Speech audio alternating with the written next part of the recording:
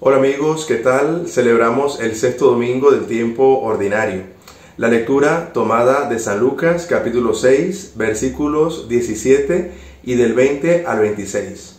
Hoy se nos habla de las bienaventuranzas. El escenario es una llanura donde Jesús se para con los 12, con otros discípulos y un gentío que le seguía.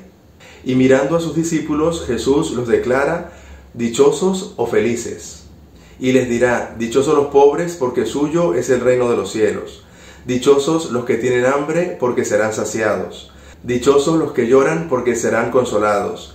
Y dichosos los que son perseguidos y calumniados por causa de Jesús, porque su premio será grande en el reino de Dios.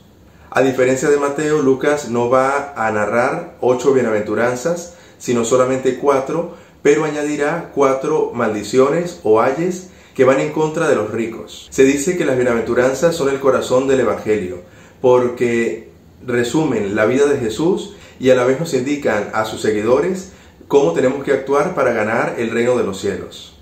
Por eso hoy surgen varias preguntas. La primera, ¿a quiénes están dirigidas estas bienaventuranzas?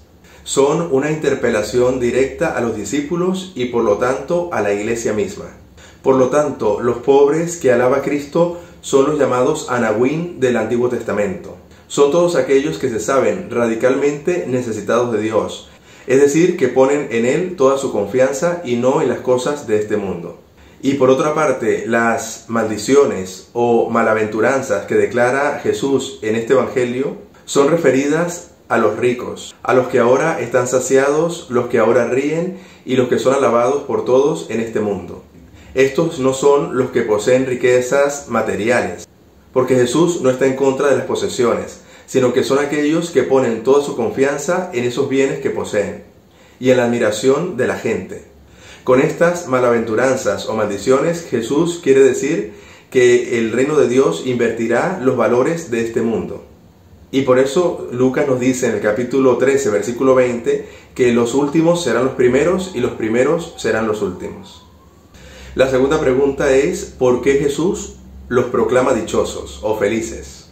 La respuesta está en la acción de Dios, porque la justicia de Dios premiará a los pobres. Esa justicia también saciará a los que tienen hambre, consolará a los que lloran y resarcirá las acusaciones que se harán en contra de los cristianos.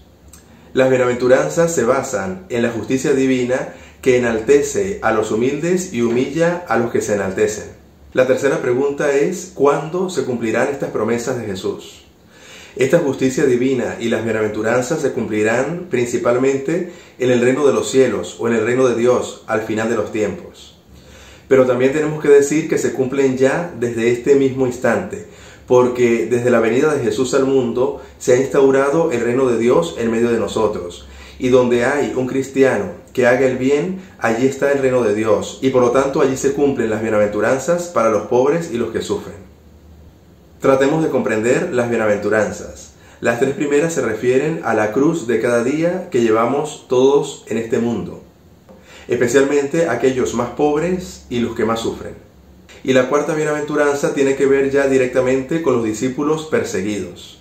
Esta persecución es garantía a la vez de la fidelidad al Evangelio y de que la tarea evangelizadora se está haciendo bien, porque siempre surgirán opositores al Evangelio y a la palabra de Dios. Pero a la vez Jesús también promete una recompensa en el reino de los cielos, la misma recompensa que recibieron los profetas. María es la mejor realización de estas bienaventuranzas.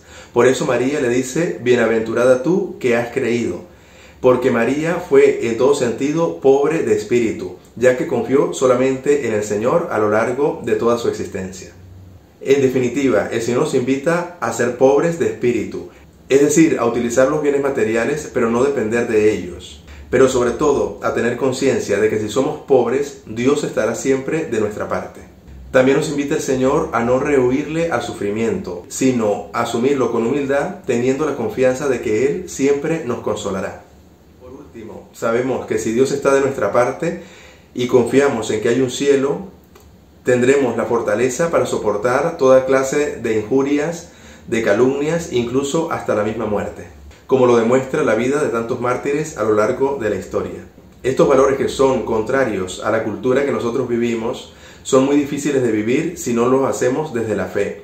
Por lo tanto, pidámosle simplemente al Señor en este día que nos aumente la fe y que nos conceda la gracia de vivir plenamente estas bienaventuranzas. Hermanos, como siempre, es un placer compartir con ustedes la palabra de Dios. Le pido al Señor que les bendiga en el nombre del Padre, y del Hijo, y del Espíritu Santo.